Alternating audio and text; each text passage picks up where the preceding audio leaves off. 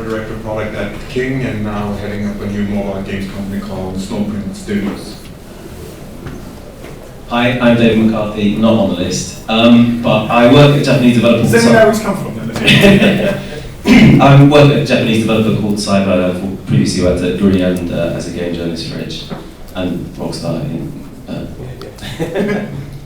My name is Tommy Palm. I am a serial entrepreneur. I'm the CEO of Resolution Games. Now we focus on making VR games. I've been working with mobile games for the past 17 years. I'm Saad Choudri. I'm crashing the panel as well. I'm from Miniclip. I'm the Chief Commercial Officer there. We're one of the kind of big web portal companies that has moved into mobile quite successfully. Some of our games, if you might know, are Ekvall Pool and for 2015 Agario, if you played that. Cool. Hey, Wilhen. I've been in mobile games for 12 years. Tommy, you taught me. Head of games at Rovio as of 18 days ago. No pressure.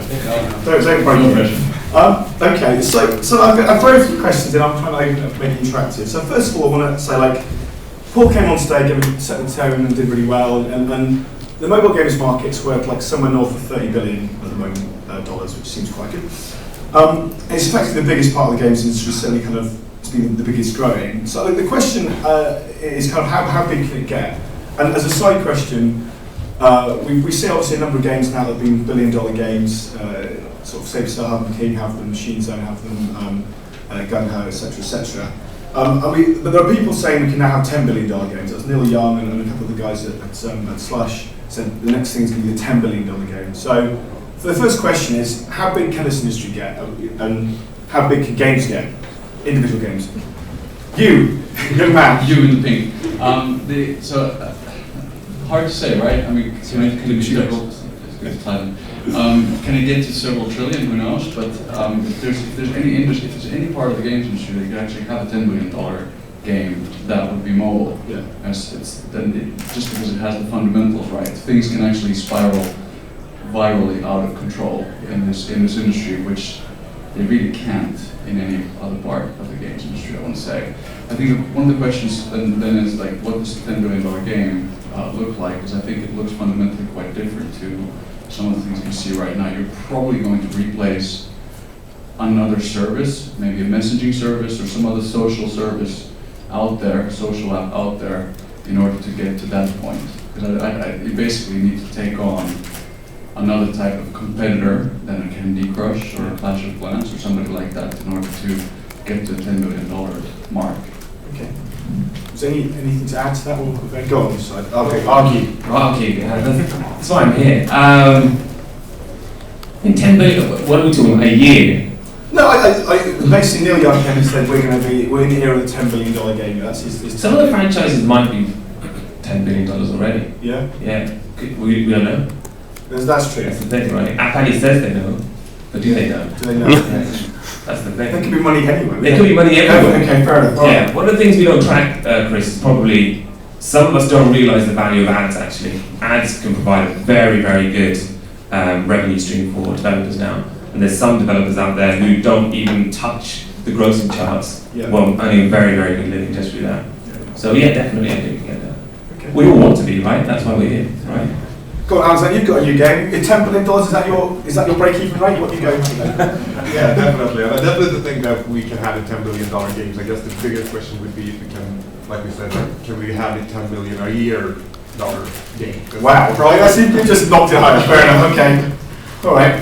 Fair enough. Well, I think there's two important trends. So first of all, we have about 2 billion people on the earth now with a smartphone, out of 7. And I definitely think that all those 7 billion people, except really small babies, will have a smartphone. So there's still a lot of growth potential. I think in many ways mobile is still early. And I see definitely a need of these kind of social global hits that Candy Crush and Clash of Clans have become. People love to talk about the game and then share it with their friends. So we'll see this trend of enormous hits, and from a very few number of companies. I think the one thing that we probably need to I'm see. going to get a chair. I feel bad standing there. I'm going to sit down. One of the things that we Action probably Jackson. need to realise as well, like just like seeing having Dave on the panel, is no one's really, probably Clash of Clans has done it, some think Candy Crush has done it, but no one's really made that global hit yet, Yeah, where they're just dominated across the globe. sure. So I think when there's a company out there that can really cater for every audience, Japan, Korea, China, the Western market, Yeah. then we're starting to see that. We will start to get there. Okay. I was also going to kind of point to the various untapped regions that still have kind of a lot of growth potential. But I also want to be slightly boring and kind of rein it back in and actually say that like I'm much more fascinated by the opportunities for mid-tier developers. I think for like smaller developers for smaller games, like there's a lot of competition. The market is very kind of crushingly difficult right now. Yeah. But if you can find your niche, like you don't have to make a $10 million game to make an exciting, interesting product for your niche of users. And I think like one of the things that fascinates me is that there's increasingly interesting ways to reach those users as well, to make sure that you're delivering an interesting experience to people who are going to be interested in it. And that to me is slightly more interesting than a game that makes a load of money. Like I would be more interested in delivering interesting experiences that are kind of tailored to your audience or to the games that they want to see. Yeah. Okay, no, that's brilliant, Craig. Well, did you want to chip in? You've been clever I totally agree, because that's exactly what we're focused on. We're not trying to further promote the ones that have enough distribution and everybody knows already half the world is playing them. We're focused on the next level down because there's a tremendous amount of great content out there that deserves to be promoted. Okay. Somebody talked yesterday about the world's smallest bottleneck on the app stores and Google Play storefronts.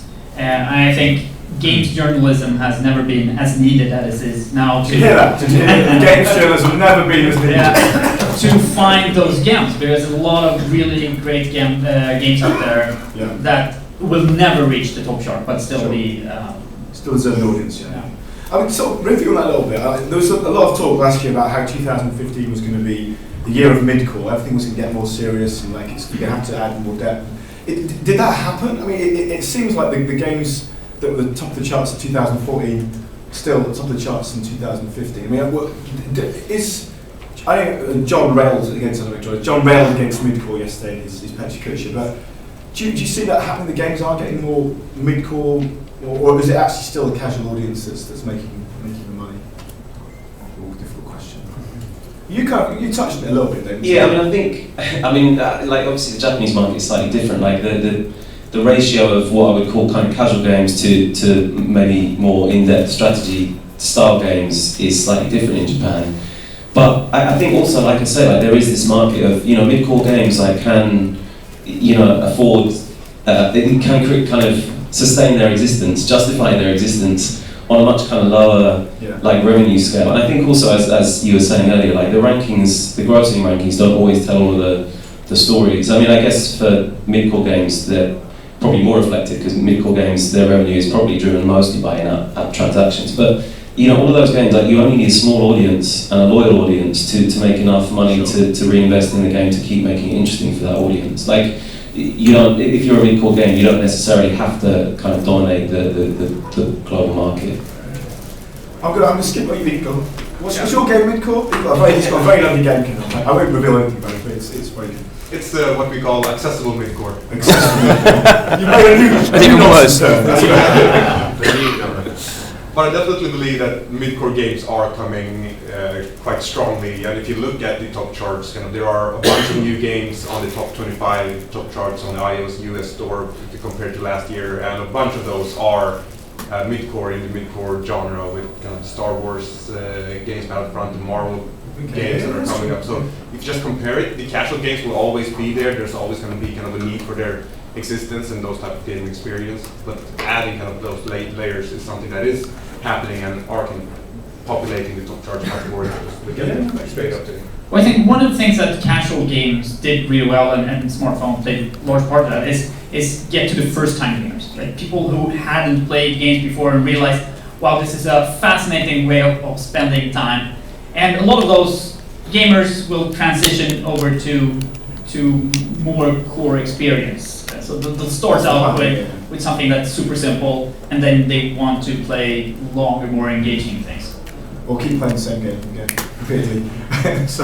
But also, I can just finally see that with Nintendo moving into mobile games, we don't know how they're going to leverage their existing brands and what they're going to do. Yeah, it's been interesting. It's not been staggering as of yet. It's been a bit of an odd start. Exactly, and they're doing kind of what William was talking about, kind of with the social aspects and replacing kind of the messaging apps, and that's their first take on it. And we'll see what comes until March. But also Konami and all the big guys. Just quick on that. How many game developers are in here? Hands up. Go as quick on interaction. How many of you guys are making mid-core games? Would you consider? About half, maybe less. Okay, fair enough. We talked a bit about the kind of value of the market, and I had a really interesting conversation. I was at dinner with some friends the night, and we were talking, got indie friends. We were talking about games and how expensive it's got to get. And then someone sat down and gave us a number for how much he thought his game was going to cost, which we all sort of sat there going, right, okay. I've heard figures from different parts of the industry, and I know it's going to be how long this piece of string a bit, but from indies maybe talking about $50,000, $100,000 budgets, but the guys that want to play seriously are talking about $5 million table stakes at the moment. Is that about right? I mean, how much does it cost to play in the mobile game space now? Depends what you want to make. Okay, 5 million is a lot. I thought it was. It's a lot of money. Well, it was dropping. Yeah, that's a lot of money. I think, let's be realistic, it depends what you're going for in terms of an ad-supported model or an app model, which, as David was saying, in Japan you can kind of get away with that. If you had 100,000 DAU with a good audience that is converting well, you can make very good money to justify a return on that investment. But there's actually not that many games, single games, that make more than $10 million in the charts. Sure. That's the reality. Yeah, go ahead. So, it depends on what you want to make. It's security. This man out of here.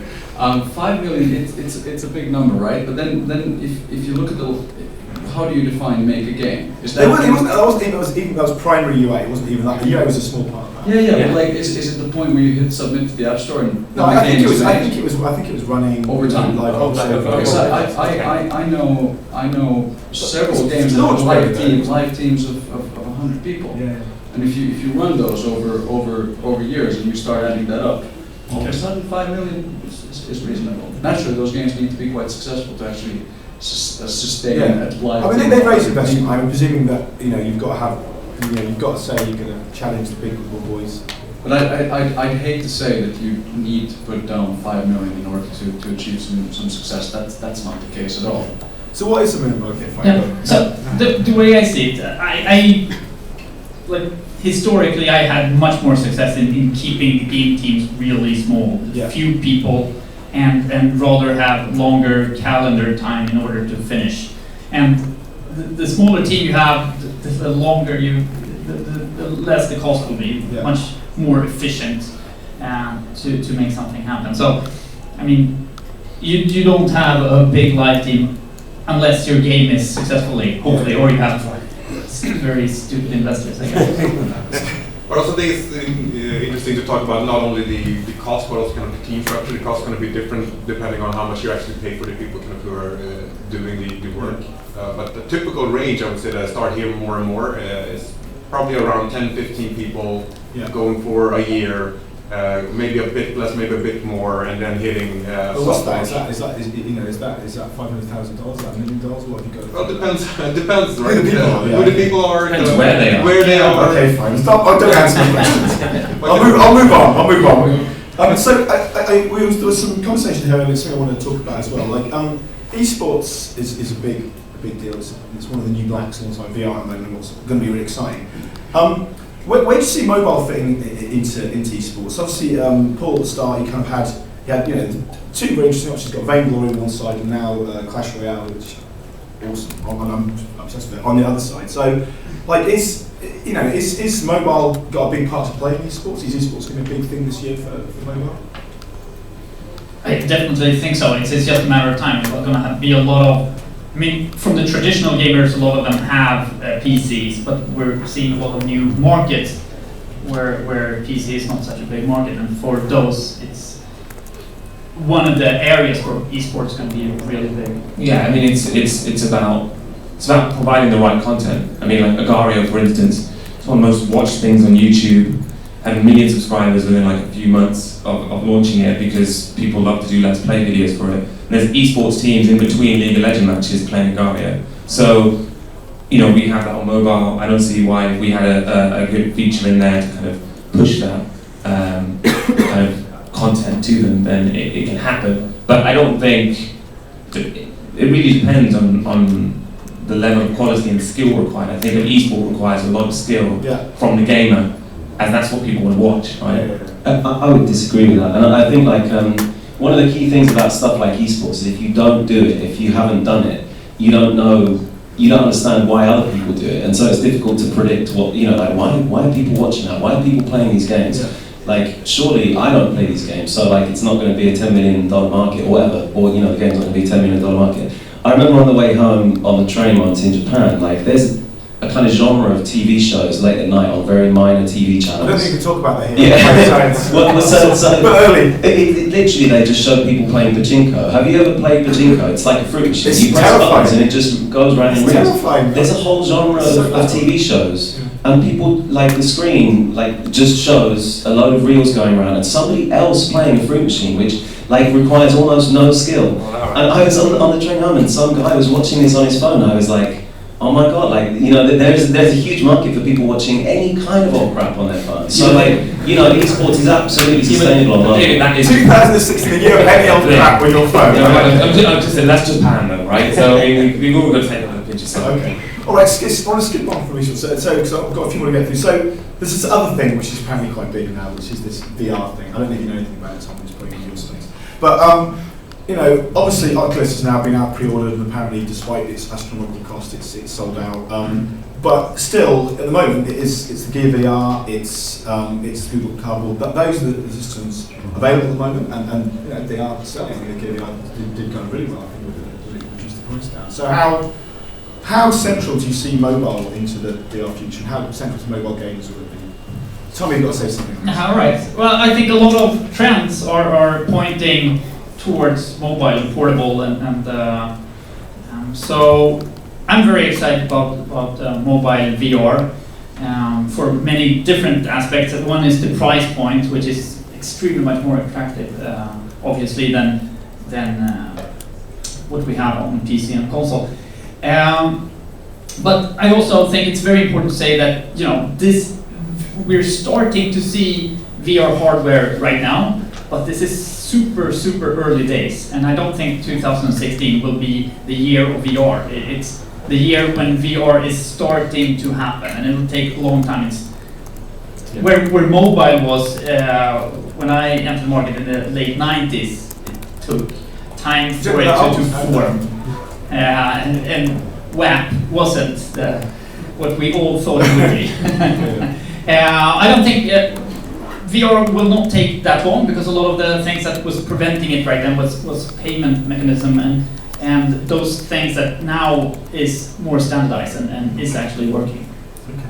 That's right. Yeah. So you know, it's always about the you know, the reach, right? How many people you can address. You know, when you invest money into developing content for a platform, you know, it's important that you have enough users out there. So I think, you know, Samsung really went in there in a big way and helped, you know, address that problem to some degree. Yeah. But I also don't think that everything will eventually be VR, right? I mean, there's a tremendous amount of interest, but what I've seen, you know, just following this now for the last couple of years, is that it's a different kind of content that you need, right? You basically, you know, the initial games, you know, I make this joke, right? I mean, you measure the frame rate, right? The frames per second, right? When you put a gear on, it's basically it's TTP, time to puke, right? Because you have so much content that's completely disorienting, and you know, it's not very good. These first-person shooters they did initially in VR just don't work, right? Now I think developers know how to develop for that, and they're coming up with some really interesting titles. I've seen some stuff, mainly in the puzzle space, which is amazing, right? Which is really immersive, where you're drawn into it, and you spend an easy 15-20 minutes in there without any problems, right? So it's the type of content, but again, I don't think it's everything's going to move that way. So yeah, I guess to echo some of the things that was said here, the part that I'd like to add is on an individual level, I think the minute you sit down and you put one of these Darth Vader helmets on your head, it's kind of, I would assume that the expectation level for that experience is quite high. When you sit down and you make that effort and you disconnect yourself from the real world, you enter this void, this other dimension. You want to have the full experience. So I do believe more in a mid-core, hardcore. I mean, the play sessions, everything's totally different from what we're creating in mobile. But I do expect that those play sessions to be fairly long, more console level, and more immersive experience. The other thing is I've seen, maybe, I'm not connected, this is not an editorial, I'm not connected to the company, but there's a really interesting initiative in the US around this. It's like a VR theme park called The Void, where they mix reality with virtual reality and have like props and stuff. What was the state it was in? Utah. So yeah, it's another reason to go to Utah, in my opinion. It's another reason. Other than many reasons to Utah. So on my list. All right. But just a final word there. I think it's important to, as you said, it is a very different platform from mobile. The activation energy that goes on to sit down and have a VR game session is it's not something you're gonna do on a bus and take out with pocket. If anything, it's going to reinvigorate the console games makers. Yeah, I see it as the saviour of console. So I've got about a million other questions. I think we went on a little bit, but we went on too much. Don't worry, Sally. But so I'm going to throw out I've got loads more people to ask, but like we've got a load of awesome experts here. Do you have any questions for our panel? We do. We've got lots. So there's a chap at the back. Chap right next to you. He's already asked a question. Don't worry, I'll get you questions. Hi, my name's Phil Morris from the Movie Group in Dublin. We localise games in over 40 languages. This is for Wilhen. How many languages would you expect a game to be localised in to be considered fully global? So the question was, how many languages do you need to localize in order to be fully global? For a mobile game. Well, I guess maybe it's a stupid answer, but all of them. No, but I mean, we localize into around about 20 languages, and it's not always the same. It is based on who and where we're targeting. I guess the usual suspects in terms of languages would kind of mimic and follow the recommendations from the channels themselves. Okay, thank you. But it's not a one size fits all in our case though. Cheers. Cool. Other question was at the back. Hey guys, David from Fortune Fish. First of all, thank you. It's absolutely fantastic panel of incredible talent. Thank you so much. Definitely. So you spoke about a global market, $10 billion gaming things. How do we reach that market? I mean, I've literally been to Timbuktu and seen Coke there. That's the type of ubiquitousness that we look for in terms of marketing saliva. How do you actually reach that global market? Because I totally believe that, I agree with you, $10 billion, no problem, we can get there. And the global market is awesome, but how are we actually going to reach that? I mean, you guys are big companies up there, so you have that experience. That's a Samsung question.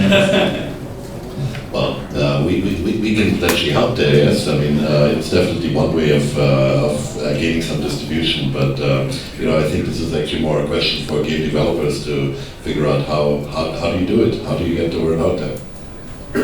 Well, it's obviously social games that's gonna spread around. Like it's gonna have to be important for you to talk to your friends about being in the same game, and Yeah, that's why we concentrate on multiplayer. That's the core reason we do that, and that's why we've got probably bigger audiences, some of the locations where people aren't necessarily focusing, because people want to play with their friends. So to add, I think when you really set if you set your level at that level, and if you grow into a $20 or $30 billion game, whatever, from that point onwards, I believe you ought to look at social is obvious. You have to look at that. You also need to.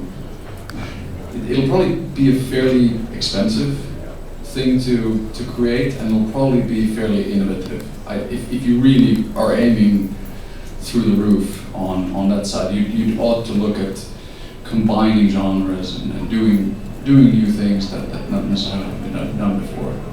No, I disagree with that. I'm sorry. Oh, we get more questions. No. I think it's simplicity is what you need, because there's certain games. You throw a ball anywhere in the world, people are going to figure out how to play with that. Whether you threw it into a basket or kick it into a goal, right? So I think it doesn't need to be that complicated. It doesn't need to be. But it can be innovative. Right, okay. I think we've covered. I don't necessarily think it needs to be complex, but I think so. You will have to retain players over a very, very long period of time. There's no denying. It needs to be massively social, and those are being massively social. You need to have certain technical aspects and probably reinvent the wheel a little bit in terms of social aspects to actually get there. That's why I'm saying you need to. You probably need to be able to put down quite a bit of production budget. I've got to squeeze one more question in. So there's a lovely gentleman here with a very nice beard and a green shirt. Thank you. I'm actually wondering, I keep hearing VR every single place we are going nowadays, and for mobile. But for me, AR makes much more sense in a mobile sense, and that could very well be something social as well. So how do you see VR versus AR being coming up to the market? Thank you. No, I definitely think you're right. From my point of view, AR is a little bit further away from a technical point of view. So, well, in say 5 years' time, AR is gonna start becoming a mass market thing, whereas VR is more like a 3-year thing. So, and if you look at mobile VR, they are very similar technologies from some aspects, calculation, interfacing, those types of things. So that's one of the reasons why I'm very interested in VR.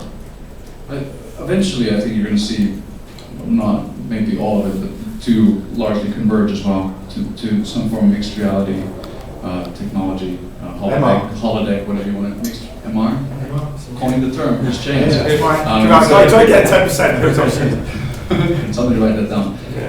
So I think you're going to see interesting aspects when those two converge into one thing. Yeah, I mean we've looked at. I think you're right with AR. We looked at some game types 2-3 years ago, just in some prototyping sessions. But it's going to take a while before we're anywhere close to it being usable for the mass audience. At the moment, it will be like the early adopters, people who really want to experience that stuff. But the games that we can make are probably not going to be as compelling as what we could probably do in VR at the moment. Okay, I have a final, to close it out, so we're running a little bit over this one. I have a final kind of question thrown to each of you, and it's you can answer one question, both, or either. So, like, for 2016, either a prediction of something, interesting trend that's going to dominate what will happen, or a threat to our industry. What is a threat to mobile gaming in the year ahead? No pressure, you're first. Sorry. So yesterday I threatened you saying that my prediction for this year is that there's going to be another year. Yeah, you had a whole evening. You had a whole evening to think about it now. No, but I do think what we'll see this year is you feel when you look at the top grossing, controversial topic, I guess, but when you look at the top grossing chart, you see usual suspects in terms of genres. You see, and games. And games, but I don't want to say copycat games. That's a little bit a tired term, I think, because all of them are really wonderful, beautiful free-to-play experiences altogether. So, copycat terms is not what I'm looking for, but I do think that this year we're going to see some new type of hybrids, mixtures, new genres. Well, even Clash Royale is already It's a good example, and it's doing really well in soft launch. So it's good for them, because I think they've struggled recently. It's good for Supercell to have a bit of a break in that. We'll probably see that one topping the chart this year, and it is something new, which is really cool. Cool, so you can threat or opportunity or whatever. Well, it kind of leads on from what Wilhen is saying. Player fatigue. Yeah. If we're not providing enough new content or innovative ideas, micro innovations that exist within the genres, a lot of players don't even get to that stuff within the games because we're all kind of learning lessons from what has existed, what hasn't. So presenting new experiences to the players is going to be really, really important. And if we don't do that, that's going to be a threat to the industry, much like the console industry, when you just had a first-person shooter from every single publisher out there. They get fatigued. Play fatigue? Yeah, I'm gonna, surprise, take it back to VR, yeah. No, I think a threat is that 2016 will be a backlash a little bit for VR, because we have so much expectation from hardcore developers, and they're finally gonna get their hardware, and the content is not gonna be where they're expecting. So we might see a lot of negative press for VR when we're starting to see the first numbers. Yeah. But this is a kind of a long-term bet. We know it's not going to be a big explosion into the revenue stream. Okay, Dave? I guess in terms of prediction, I'm not taking any risk by saying, I guess esports and live streaming, I'm sure will be interesting at least. In terms of threat, I would take an opposite angle to previous arguments and say it's not so much player fatigue as players actually getting really into certain apps and consequently kind of not playing other stuff. I think there's been a lot of evidence. Player engagement. Yeah, exactly. That's what I was saying before. There's been a lot of evidence to show that people will only open a certain amount of apps. I think increasingly that's going to happen. Increasingly it has been happening in the game space too, and I think that's going to continue into 2016. I'm going to tie back a bit to the first two guys as well and talk about kind of risk aversion with the budgets going up for games and the CPI is kind of going up. I think one of the biggest threats is kind of risk aversion and kind of not doing those new experiences and maybe kind of relying on the likes of Supercells and Kings and Activision to provide those, while we need much more developers to kind of think in those terms. More start indie developers like you both. Not exactly. Okay. And finally, last word of views. So I think the opportunity for 2016 that I see is that when I talk to my colleagues that are in sort of the app store business, right? I hear a lot of them talk about getting more editorial in terms of how to select the content, promote the content, which should be a big opportunity for developers with good content. So make sure you get to know your app store people really well, work with them ahead of time, and they will help you promoting it. Awesome. Okay, big round of applause, please. Awesome.